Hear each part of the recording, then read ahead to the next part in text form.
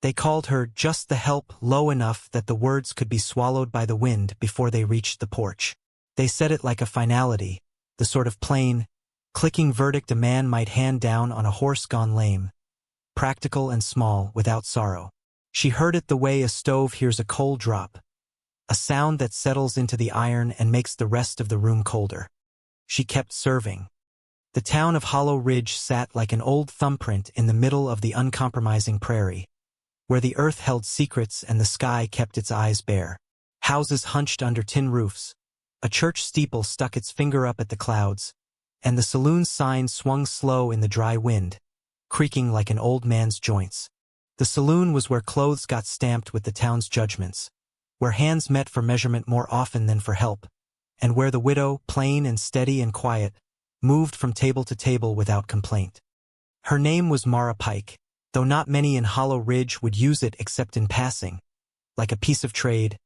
"You find Mara yet?" Mara got it ready. She had been widowed 2 winters back.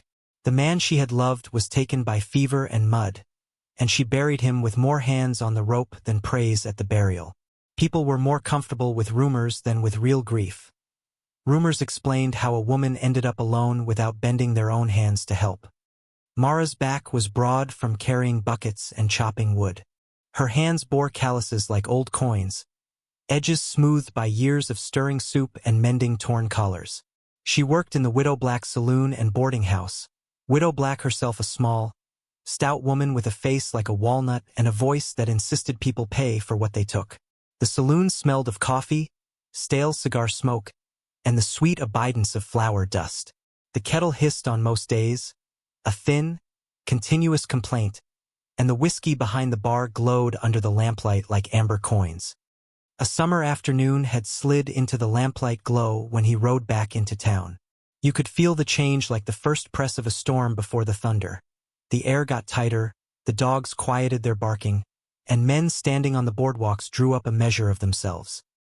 He rode a bay gelding the color of river mud, and he had a walk saddle that had been tended more often than some people in town tended their reputations. His hat was battered. His coat hung like a shield that had seen the sky and the road and had little more to show for either than a few well-earned scars. They called him Jonah Crow in town, a name that fit the man like a glove with a hole. Some said he'd come from the east with wild money and a quieter past. Others said he'd hauled bodies out from under mountain rocks during the war and had come home only to find he'd carried more ghosts than gear.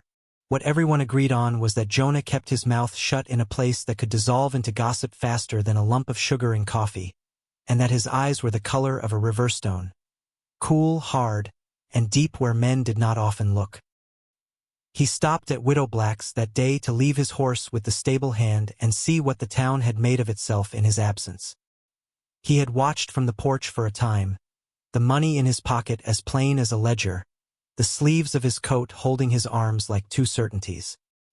He'd heard the small talk, heard how Hollow Ridge centered itself around the saloon stove and the preacher's rules and the sheriff's line jaw. He'd watched Mara move.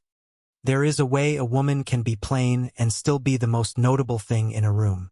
Mara moved like the room belonged to her in the only way that matters, by keeping it fed and warm and upright. The men who came in wore their scorn thin, but they paid their bills and they spat in their cups without thinking, and the women muttered about tales and better suitors while wiping down the same bar where their names had once rung with more hope. Jonah watched the way she tied the apron, the way the thin lines at the corner of her mouth twitched when she laughed without showing all her teeth, the way her hands lingered at the stove when the coffee boiled over. He watched as the town pushed at her, as if testing the seams of something that was strong because it wouldn't brag about it. That evening, the small-town shamer, Mrs. Etta Harrow, whose husband owned the mercantile and who considered herself the unofficial mayor of propriety, took her seat where she always took it, near the window.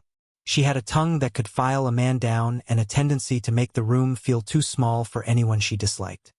"You didn't marry again, Mara?" Etta asked loud enough for those with ears to hear, her voice like spoons appending in a dishpan. People laughed in the way that looks like fellowship but smells of sharpened knives. Mara lowered her head, hands working at a stack of tarred napkins. She spoke only the worth of what needed saying. "No, ma'am." Etta smirked and reached for her cup, the gesture deliberate. Well, I suppose a woman likes to be looked after. Someone to keep a roof on your head would do you some good. The laughter that came next wasn't all cruel. The barroom required rough humor, and men were often gentler at the expense of a woman who wouldn't fight back. But the thing about shame in Hollow Ridge was that it did not need to be violent to be cruel. It merely needed to be loud. Jonah's hand tightened on the rim of his drink. The lamplight threw hard angles across his face. He was a man who had practiced keeping still, letting the world move around him until it could not help but reveal its own soft points.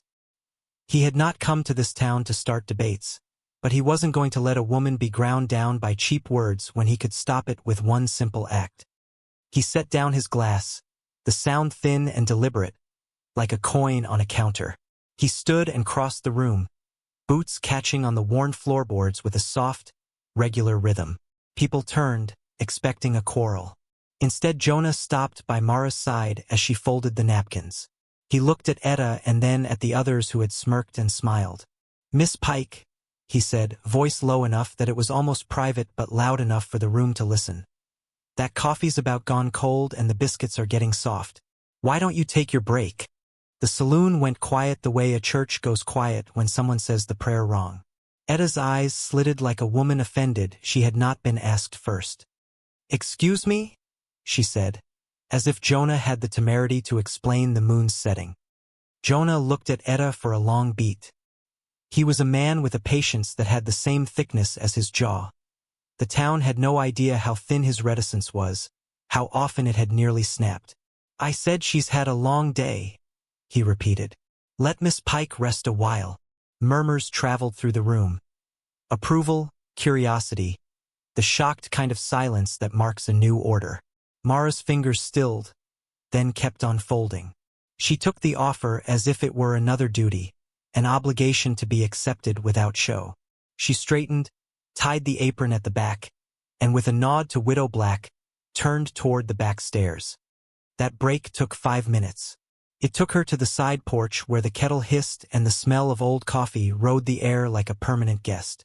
She sat on a sack that had once been full of flour and let the sun find the scars in her hands. Jonah didn't speak. He sat on the opposite step, a comfortable distance away, the wood between them a neutral space, the dust unremarked upon. "You didn't have to do that," she said finally, because it was the sort of truth that needed saying. He shrugged.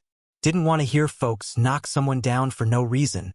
She swallowed hard, and the expression in her eyes was one men in Hollow Ridge seldom saw. Not pride, not anger, but a soft, held-back sorrow that had nothing to do with martyrdom and everything to do with survival.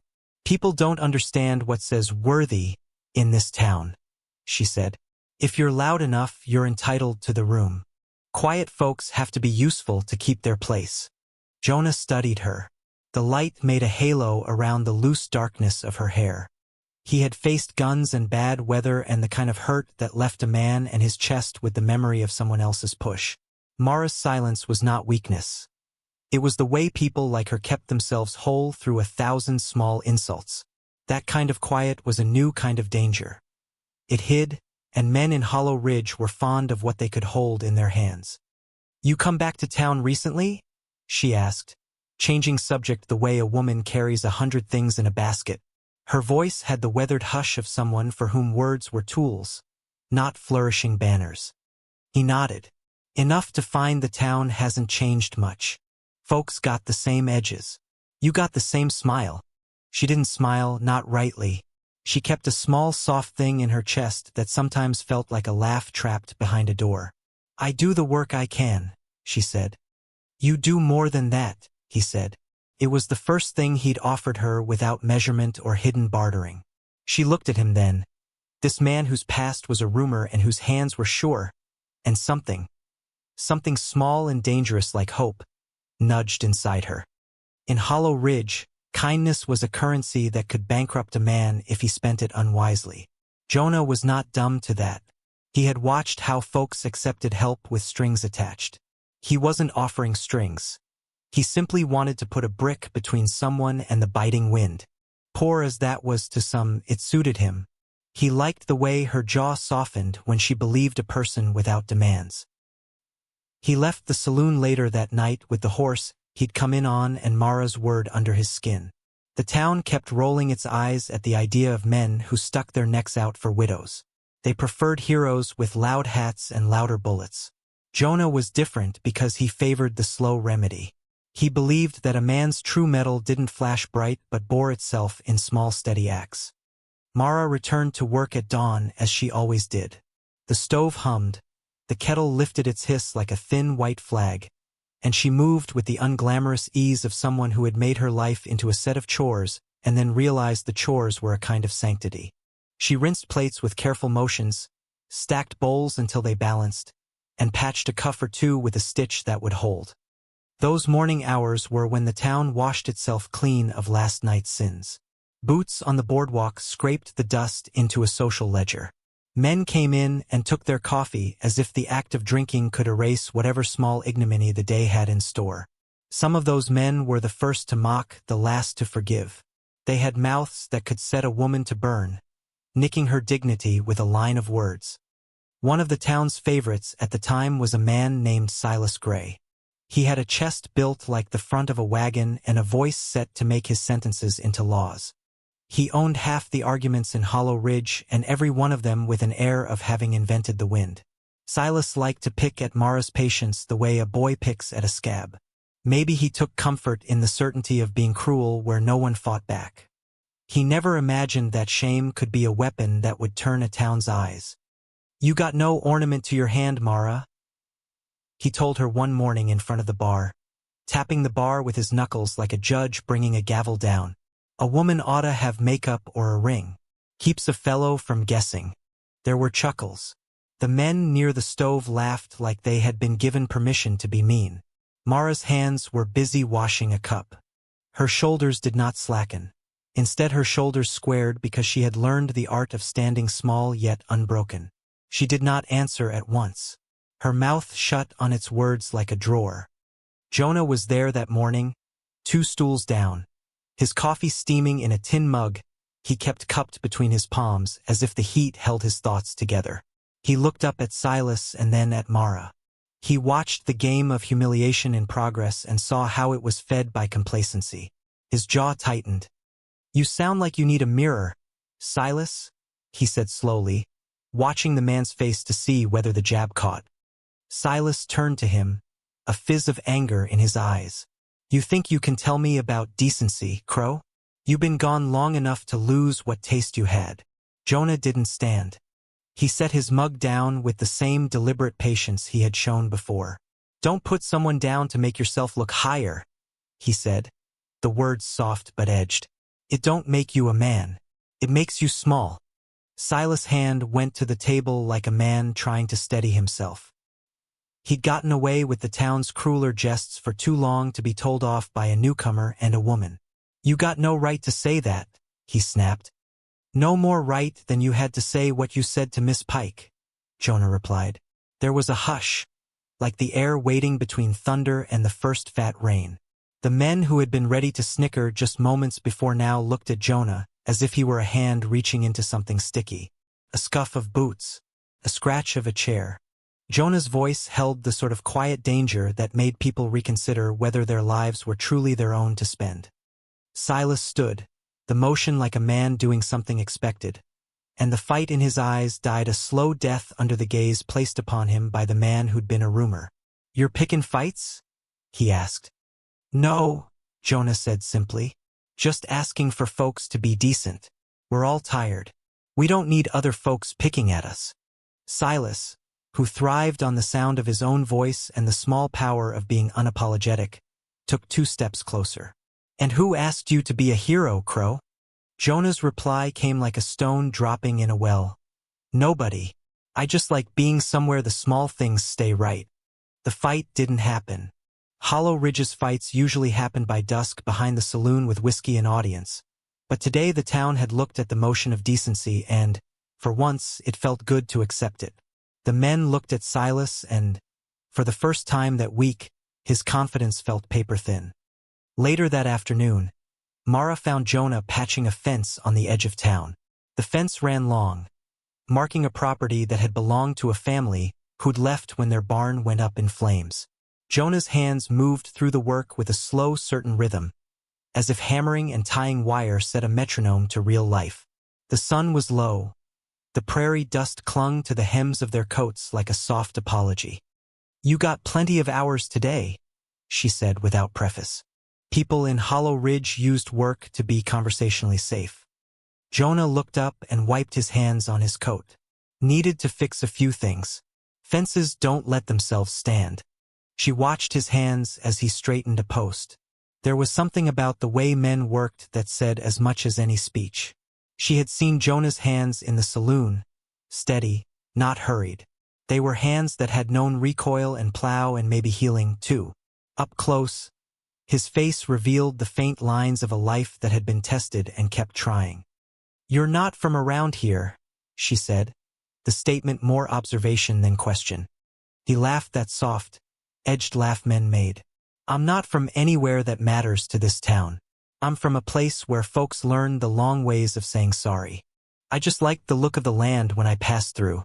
She sat on the fence, the wood warm from the late sun, and folded her hands in her lap. "Some folks don't like folks like you who come in and talk smooth. They'd rather the blame stay where it is." Jonah met her eyes. "Most people fear things that might change the ledger of who they are. They keep to the small, to be safe from the big." Mara let out a breath like a small bell. She had lived her life inside those microcitizenships of expectation. Who she would be allowed to marry, how she should wipe a table, how she should blink when insulted. It had been a slow training in how to make no sound while your insides arranged themselves into survival. Jonah's presence was a soft interruption, like a hand laid across a burning coal. "You're trying to preach now," she said. He shrugged. "Nothing of the sort. Just don't like to see people pushed down. There are some things that happen slow enough that the world forgets them happening." Jonah began to leave notes. A sack of coffee on the widow's stoop, a repair job pulled quiet and anonymous, a loaf of bread left on Mara's windowsill. He never sought praise. He left the acts like stones across a river and watched to see whether she would pick them up to cross.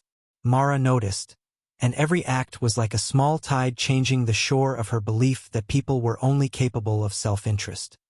The town noticed, too, and Hollow Ridge churned with its typical mixture of gratitude and suspicion. People had learned that favors came with a price.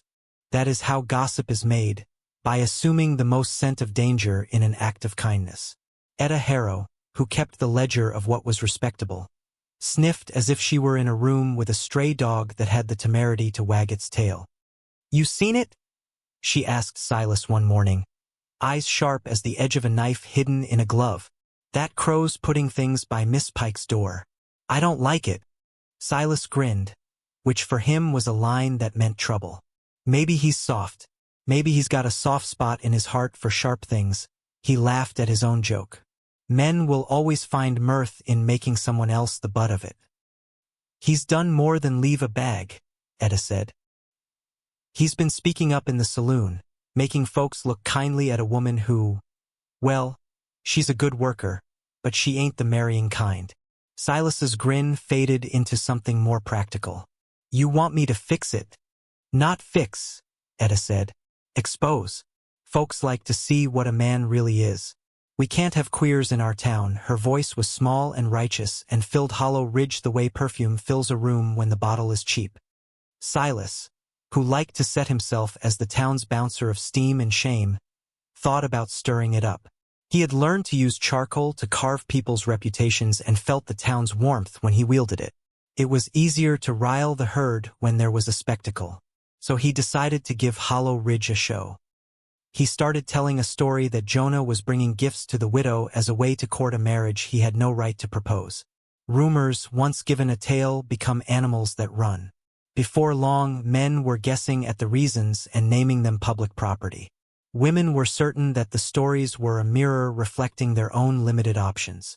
The saloon became a theater for such things, and Mara had the misfortune of being the center.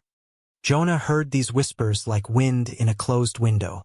A man with a past can be both patient and impatient, patient with most things, impatient with people's lack of decency. He did not seek to argue with gossip. He intended instead to plant himself so firmly in his own truth that it would be a thing people had to walk around rather than through. He stopped leaving calling cards on Mara's windowsill. The loaf of bread came from a different source. Widow Black had found it and, knowing more about keeping a woman's dignity than Etta, left it as if it had always been there. Jonah started to show up and do tasks that needed doing. Mend a barn roof, fix a windmill stone, coax the stubborn cart out from under a wheel that had been stuck in clay since spring. He worked without asking and left without looking for thanks. All the while the town watched. Jonah and Mara passed each other in the saloon, in the washhouse, in the fields. They spoke in small sentences that sealed themselves like jars. There were moments that had the feel of something else. A silence thick with look and not much else. Hands that brushed a plank. A nod that carried a weight. For people in Hollow Ridge, those hints were spicy. Not because they meant anything yet, but because they suggested the possibility of change and the town hated being upset. The inciting kindness in this story, the one that should have been the quiet resetting of a scale, became the seed of the town's greatest affront. A poor, ragged mare had wandered into Hollow Ridge one late afternoon, nostrils flared, eyes frightened. Someone had left the gate open at the edge of the good land, and the mare, in search of water or perhaps in search of a place to hide, found herself in need of mercy. Mara found her near the corrals, knee-deep in the long grass, tethered by a rope that had bit into her flank. The mare's ribs showed through her coat, her sides dipping as if the wind could lift her. Mara's hands shook, not from fear but from the sting of recognizing a thing gone to hunger. She had once watched a man she loved waste away from fever and known the slow, exacting pain of helplessness. She could not let that happen to any creature. She pulled the rope gently, the way hands used to be gentle when they had learned to sustain rather than smite. She wrapped the mare with whatever cloth she had, softening its wounds, and led it to the saloon yard where there was water and shade. Jonah happened by, bucket in hand, his posture easy from doing the thing he had come to town to do. Help. Looks like she found the wrong yard, Jonah said. Mara did not answer with words. She bent to the mare like a prayer and fed her. People came by and watched the slow show of mercy. Some were moved, others were critical. Etta Harrow, who kept hers far apart from the live world by choice, sniffed deeply as if her distaste could be a force of nature. That creature'll be better used as a pack, she suggested. And Miss Pike, she leaned closer to make sure her voice carried. Well, it's not proper for women to dote on animals like men. It's good for a woman to keep her heart put away. Her voice had the sort of moral command that found ease in telling others what they could not be allowed to feel. The town, which liked patterns it could set, murmured agreement. Silas made a joke about a woman finding solace in a beast. A low chuckle ran through the men like a practiced machine. Save your breath, Jonah said then, his voice a shade colder. He set his bucket down and opened it, the sound like a promise. This mare's had a rough ride. She ain't for harrying. Etta crossed her arms as if the world had just bequeathed her a moral challenge. And what of it? You keep picking up what you like, acting as if you have a right to reshuffle things. Jonah met her gaze. He had no love for sermons without mercy, and he had even less patience for people who used language as a weapon. I do what I can, he said simply. The sound of those words fell into the yard like rain. Then Silas, who thought himself a pillar, decided to swing a chunk of cheap humor like a club. He stepped forward and laid his hand on the mare as if he had ownership by association. The mare coiled under the unfamiliar touch. Mara stepped between Silas and the horse with a speed that surprised everyone who had known only her stillness. You keep your hands off, she said, voice steady as a rail. Her eyes were not empty. They blazed with a truth that hurt because the town had expected her to keep her head bowed. Silas, who had been taught his power by men too ready to applaud his small cruelties, bristled. You tell me what to do, woman? She met him like the truth that does not negotiate. You don't. Silas laughed, the sound brittle. What are you going to do about it? You got no one to back you. That was the very thing that had been used to make her small since the day her husband died. The absence of a man's shield. The room felt like one entire lung of hollow ridge, ready to exhale the verdict. Mara could have let it be. She had practiced silence like prayer, and the quiet had saved her in ways that no one in that room would ever understand. But something in her had run a slow thread to the marrow, and that small thing pulled tight that afternoon. Maybe it was the mare's fear. Maybe it was Silas's laugh. Maybe it was the long list of days a woman's worth had been divided and sold. She didn't answer with more words. She answered with action. She grabbed a length of rope and wound it like a lariat. She swung it with the skill learned from years of tying and hauling. The rope arced through the air and landed, not with the sound of a threat, but with the precision of someone who had done this before. It caught Silas around the waist, twined him like a child, and knocked him clean off his boots and into a soft, unexpected heap. A hush dropped like a curtain. No one had expected the small woman with calloused hands and a widow's stoicism to cast a rope as if it had been a sermon. The men who had been laughing at the beginning of the scene now looked at the tangle of Silas on the ground and at Mara on the porch. Jonah's jaw set. He was not surprised by what she had done, perhaps because he had seen enough suffering to know the ways people keep back the flood until the dam breaks. But he was surprised by how the room had recoiled, like an animal at unexpected thunder. Silas's pride was deeper than his wounds. He pulled himself up, spit dust, and made himself a mock bow. You can do rope tricks, Ma Pike. Cute for a while. But watch yourself. Men don't take to being bested by a womanfolk unless they're jesting.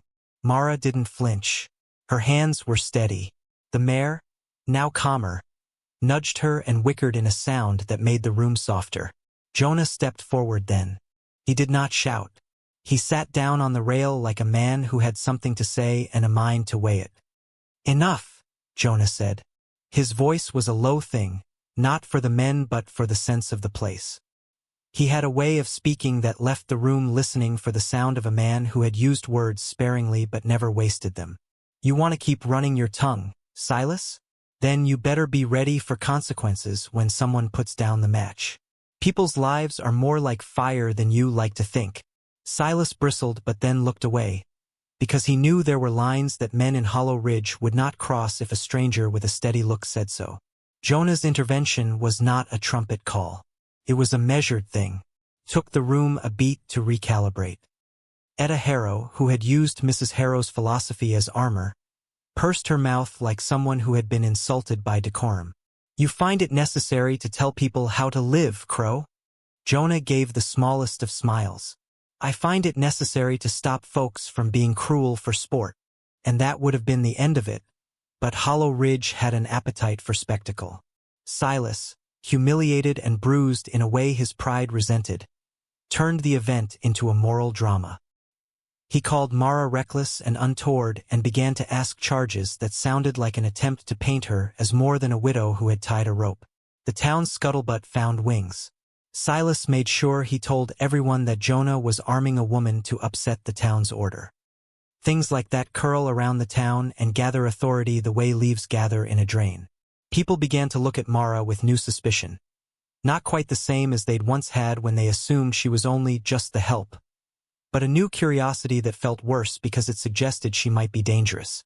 The same people who had not thought twice about mocking her now muttered that she had been encouraging a man to take up an unbefitting affection.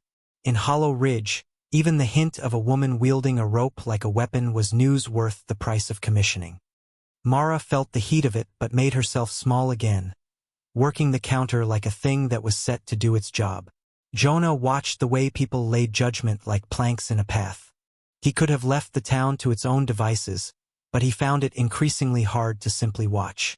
What he felt for Mara was not the stuff of blustery heroic proclamations. It was simpler, respect, perhaps the seed of a tenderness that hadn't been asked for, and a certain belief that a woman who could cast a rope and bind a snarling town could be trusted to tell the truth. The public humiliation came one evening when Widow Black arranged to host the town's harvest social. They brought out the fiddle and the poor trumpets, which made the dance feel like an attempt to paper over all the town's roughness with music. Men polished their boots. Women made platters. It was an occasion built on the modesty of the agrarian heart where everyone pretended the land and the work arranged life into fair lines. And if the town had been a stove, this was the hour its coals were most alive. Mara, who always worked, had been asked by Widow Black to set out cups and bowls. She did so without complaint because it was a duty and because there are months when doing the smallest things keeps a life together. She worked with the kettle on one hip and a tray in the other. Etta Harrow came in, gussied in a dress that made her look like she was forever making a point. Silas swaggered with a few men behind him like dogs following a master. They had decided that tonight they would teach the town something about propriety. "You best watch your step, Mara," Silas said from across the room, loud enough that the entire circle around him tittered. "You don't want folks thinking you're the sort to go after what isn't yours." The fiddle stopped for a moment as if it had taken a breath. Jonah stood near the bar, watching the set of Silas's jaw, the way he used words like weapons. He had seen how quickly a town can tilt from friendly to hostile when someone decides to feed it a narrative of shame. Mara kept her face blank. The kettle hissed. She set a cup down and turned, her wrist catching the tin with a small clink. In that clink, something in the room tensed like a wire. Jonah stepped forward, placing a hand lightly on the back of Mara's neck the way one might steady a lantern. It was not a possessive motion. It was an anchoring one. "You want to dance, Silas?" Jonah asked, low and even. Silas took the bait with the sort of aggression a man puts on when his pride is the stove of his self. "You want to tell me I can't speak?" He spat back. There was a hot rumor in his voice, one that suggested he knew how to hurt. "You want to call me posy whacker? You want to push me?" No one was interested in a real brawl that night. A real fight requires a kind of naked honesty that Hollow Ridge avoided. They wanted to turn the humiliation into drama instead. Silas asked for the empty space in the floor and the music struck up. Soon he was swinging a partner with a deliberate style meant to show that he still knew how to lead. Jonah stood aside. He did not need to dance to make his point. He merely needed to be present. Presence can be its own form of protection. Mara watched, and the way she looked at him made something inside Jonah ease. He did not dance then. Instead, he and Mara conversed with the language people use when the room is a battlefield. Short phrases, a nod, the slight incline of a head, the small, telling glance. They were learning one another piece by measured piece. Then the evening shifted. Silas had been made to look a little foolish, and fools have a habit of wanting to turn the world right side up again by force. He stumbled in close to Mara with the kind of comic bravado a man uses when he's trying to frighten a bird into flying. He took off his hat and, with a motion meant to be charming but which in truth looked more like a man removing his armor, he bowed as if he had come to reclaim the room. "You've got your audience," he said. And the room, ready for gossip and scandal, leaned in. "You could do better than a rope-throwing woman, Widow Black. You could aim higher." Mara looked at him like one looks at weather. "It will pass, and there is no use in arguing with it." But Silas pushed. He pushed until his fingers caught at the edge of Mara's corset, a crude movement made for lending proof to his masculinity. The room tensed. Jonah's hand tightened at his side, not in anger but in calculation. His posture was the sort that men who've seen battle have, the ability to know the place to stand without making the wrong move. Mara lost her patience then, not a fiery, childlike impatience, but one that had the cool endurance of a river cutting through stone. She spun and took Silas by the shoulders and pushed him, not with the rage of a woman fighting a man but with the dignity of someone who had been robbed of it too many times. The shove knocked him off center and he fell into the group of men who had been laughing and mocking. They tripped like dominoes set to topple, and the room erupted into chaos. In the midst of the fall, Silas grabbed for Mara's apron and tore it, like a man trying to own even the smallest piece of a woman. The room gasped. A woman's apron was a kind of name tag in Hollow Ridge, and to tear it was to tear a piece of someone's dignity. Mara's mouth went thin as a wire. She looked at the rent and then at Silas, and in a voice that was unremarkable she said, very plainly, "You're a poor man." Silas, who had been fed the idea that a man's worth was measured by his swagger and the number of men who feared him, had his face go white with the truth of a woman's observation. You, he started, then faltered. That was the moment the room roared. Men took sides the way horses take to fences. Some laughed. Others went to fetch chairs and think themselves heroic. The town had the sort of moral elasticity that allowed it to be both cruel and kind, often at the same time. Jonah did not shout. He moved through the crowd like a tide, steady and certain.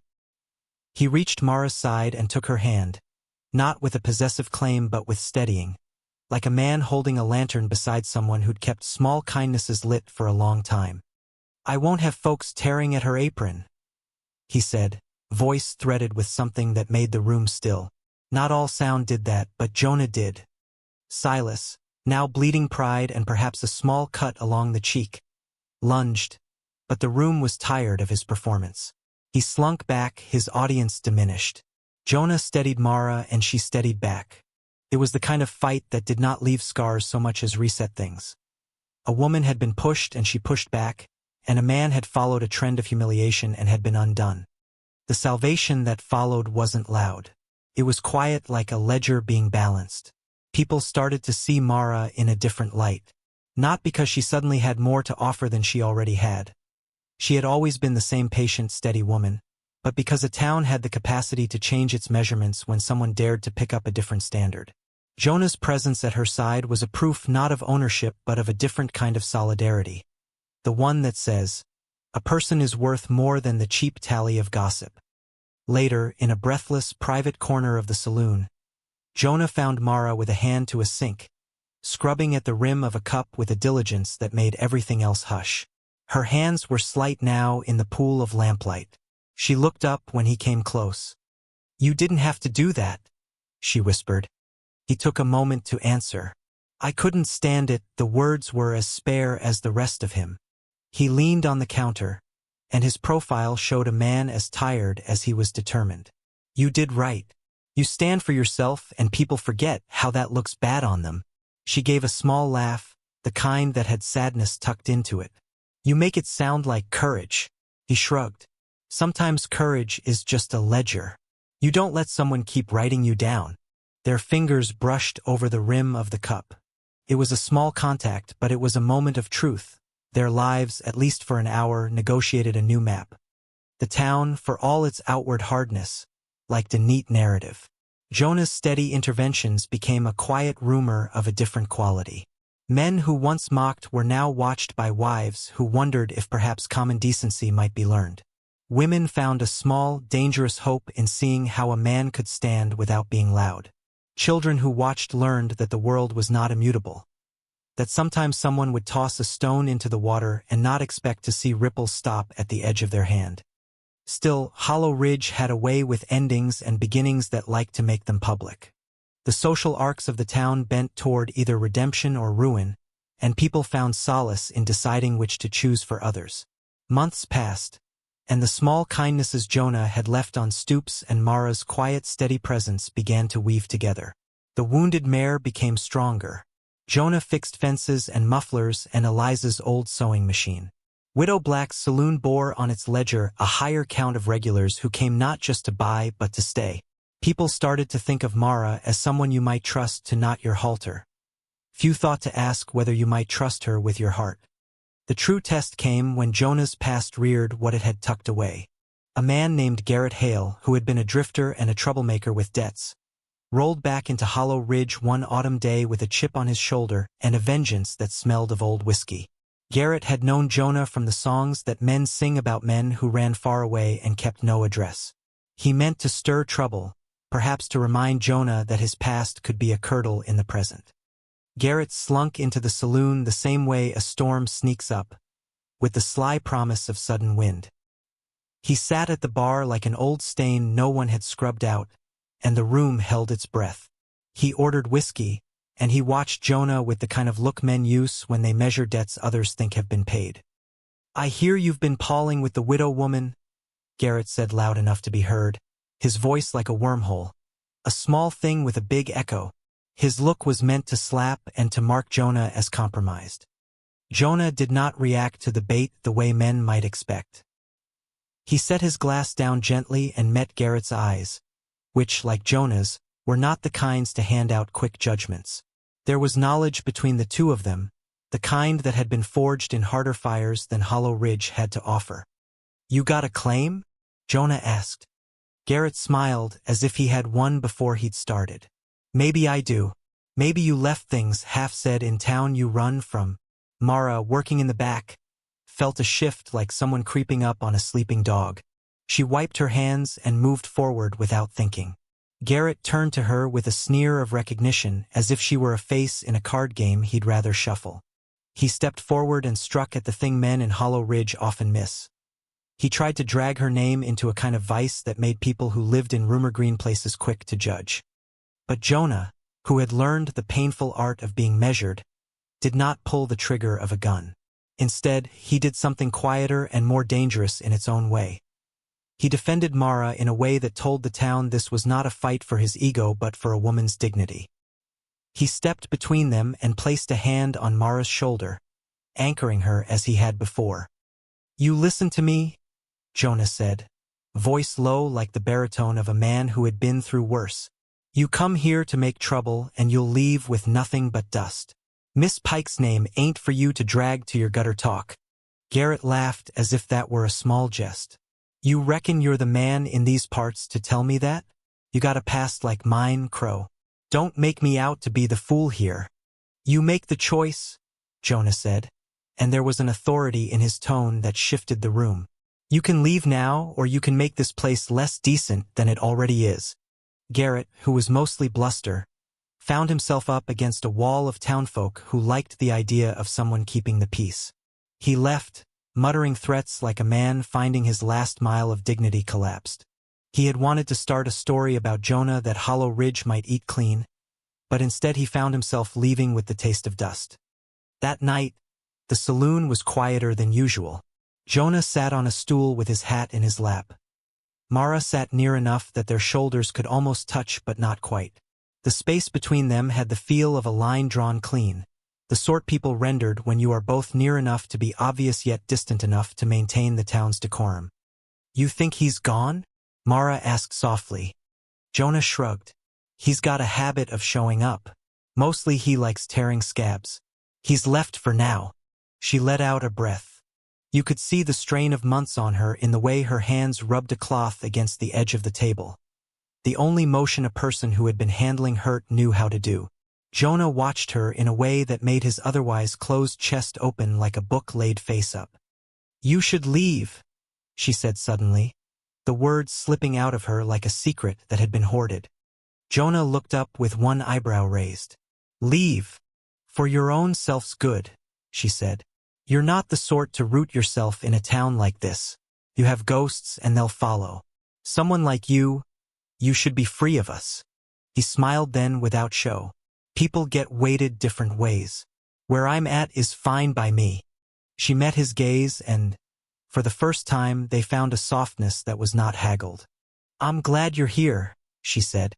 It was a small admission the way a person hands over a coin and hopes it buys more than bread. Jonah's face, which had been taught to hold a rigid calm, softened. He saw something in her eyes that hungered for simple things. A life that was recognized and a hand that was steady without being asked to fight 1,000 small battles. "I'm glad too," he said. The months that came after that night slid into a slow, honest rhythm. Jonah worked the land, fixed fences, and did what needed doing. Mara kept the saloon and, more importantly, kept herself. They shared small intimacies. The way Jonah would leave a kettle on the back stoop so Mara could rise to warm tea in the gray mornings. The way Mara would leave a patchwork cushion near Jonah's bedroll when he slept on the porch. She learned the stoic shape of his pauses. He learned how to find small softnesses in the way she wrapped bread in a cloth. In a town like Hollow Ridge, belonging often arrives like a new weather pattern. Not a storm that sweeps everything away, but a steady rain that makes the soil richer and brings the promise of quiet growth. Jonah and Mara's relationship was not a novel of sharp confessions and sudden embraces. It was a ledger of small things and quieter acts. A ladle handed across a counter, a mending done without a word, a rope looped through a fence post to hold a gate. There were nights they sat on the porch steps and spoke in curtailed sentences, the way one speaks only enough to be understood but not to be extravagant. They would listen to the wind through the cracked window, the far-off whinny of cattle, the creak of a sign swinging. Jonah would talk about his past not as confession but as fact. "I've held a man who lost his mind to a fever," he said once, tracing a nick on a fence picket with a thumb. "I've been a boy who borrowed money he had no right to and paid the price. I carried things for years that I could neither lay down nor show without making me smaller." Mara listened like scripture. She had her own small parks of memory. A husband who liked his coffee bitter and his laughter quiet. The long hum of a bed when a fever took another breath. "You carried them alone?" she asked. He shook his head. "I had no one to explain them to, but time taught me the difference between burden and consequence. Some things you carry because they are yours. Others you pick up because they're laid in your path." She looked at him then, the lamplight catching the line of his jaw. "You didn't have to save me," she said. "You did it anyway." He shrugged, but there was a smile the way the sun finds a plane. "A man's heart's hard as iron until you smile at him," he said, words that might be taken for jest, but which in the late light were honest. He tapped his chest lightly with a finger. "Some smiles do what iron can't." Mara's eyes softened. She thought of all the times she had been told to fold herself small, to be useful, to refuse the very idea of asking for more. Jonah's presence had not demanded anything but the allowance of being. She let herself imagine a future that wasn't a ledger of survival. A small house with a stove that was not just for trade. A garden that would be a map of patience. It was the sort of imagining the town called dangerous. They did not fall into any melodrama of fast-burning romance. Hollow Ridge's hearts moved slow and steady like the train's clack on the distant tracks. Their closeness was a cord tied and retied, not a sudden knot. And in the small measure of grin and nod and the quiet share of pain, Mara's stoic exterior softened into a different kind of devotion, one of mutual respect. There were quiet confessions by the fireside where they would speak of things not said elsewhere. Jonah had kept a ring once that he had meant to give to a woman who had fled or been taken or simply chosen another life. He had kept it as a promise to himself not to be a man who never reached for what mattered. Mara, in turn, had kept a letter from a man she had loved, though he'd been too proud to take notice of her full worth. They traded stories not for show but to let the other know the scaffolding they had been built of. They were mapping out the space their hearts could inhabit without tearing anyone else's down. Hollow Ridge began to change in small increments. Men who had mocked saw the solidity of a life that chose kindness over cruelty. Women who had watched Mara's quiet victories felt a shimmer of possibility in their own hands. There were still barbs and the town wasn't suddenly Eden, but the ledger had been altered. One cold spring morning, a letter arrived for Jonah. The paper was creased and the ink had a certain slanted authority that said, at least to him, that the past had come to reckon. He opened it with a care that suggested he'd been waiting for trouble like a man waiting for rain. A former associate had escaped the law and taken refuge under a promise, and the sheriff's men were looking for it. The letter said they might need Jonah as a witness. Jonah read the letter quietly and handed it to Mara. "Looks like the past's knocking," he said. She took in the words and the way they sat like a presence on the table. She felt a small itch of fear not for herself but for the peace they had built at the cost of small acts. "You going to run?" she asked. He shook his head. "I do what I can. I won't run." That was the way Jonah had always moved. Not an avoidance of the past but a willingness to meet it in a way that did not compromise what he'd become. Mara, who had watched him, supported him.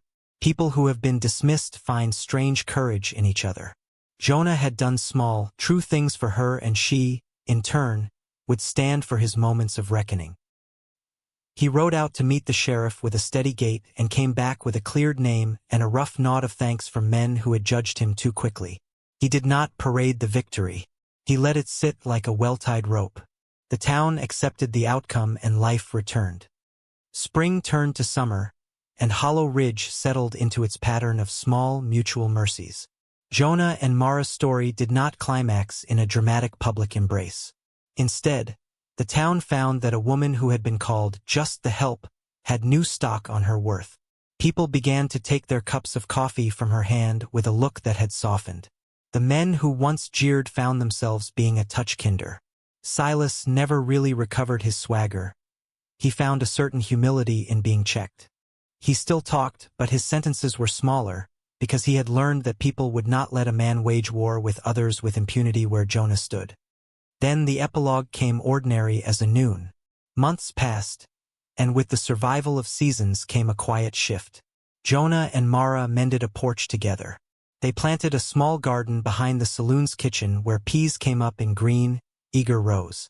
They ate in each other's company in silences that were not empty. They were conversations without words, a trust made visible in the way they moved around each other. There was a small moment the summer after, when they were sitting on the steps and the sun had taken the edge off itself so that the air carried the low hum of crickets. Jonah handed Mara a tin mug filled with coffee that had been steeped with care. Her eyes crinkled and she smiled a little, that slight soft thing that could make iron change tack. He watched the way the corners of her mouth turned, and something in him unclenched as if a man who had always kept his chest folded for protection had been allowed to unfold. "You make iron do new things," she said, half singing of how a man's heart loosens in response to a simple smile. He tipped his mug so the steam rolled between them and said, "Sometimes a smile's the only thing a man needs to find something to stand for." Later, they would tell the story of how the town was different and how a man's kindness and a woman's quiet power had bent the small town's will. But the truth lived in small domesticities. The patch of garden that turned up peas, the mare strong enough to carry a child, the saloon that was now a place of common decency where the kettle hissed less in complaint and more in contentment. Jonah would sometimes take Mara's hand in public, not as a claim but as a steadying practice, and people would look and then look away a different sort of way. At times Jonah and Mara would walk out to the ridge where the grass was high and the sky had the honest reach of a place with no pretense. The land looked at them with a patience that had the weight of time.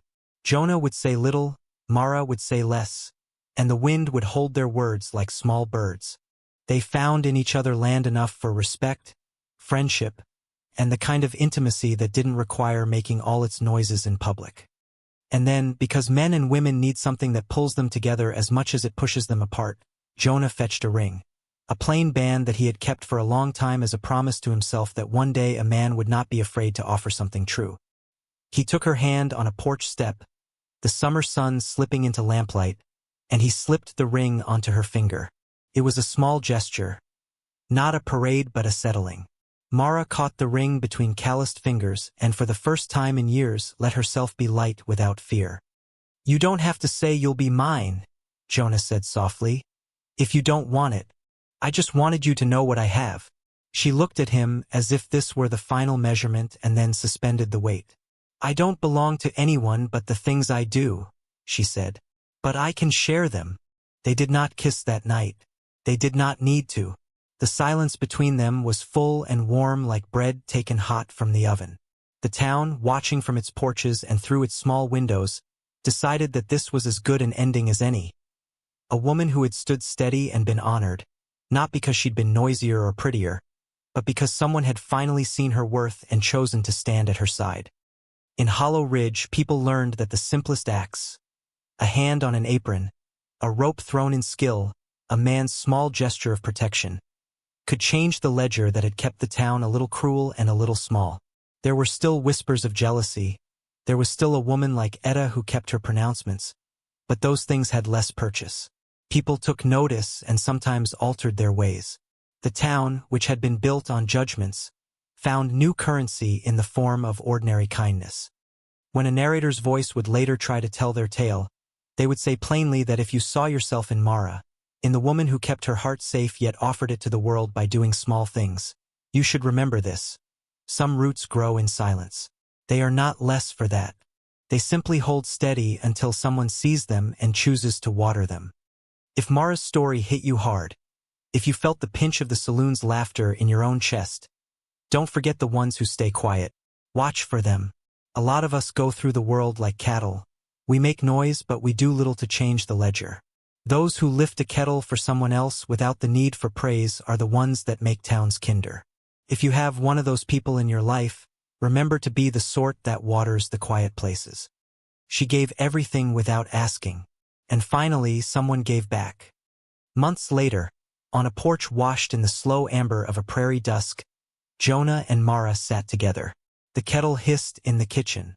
The stars, honest and numerous, watched like a congregation.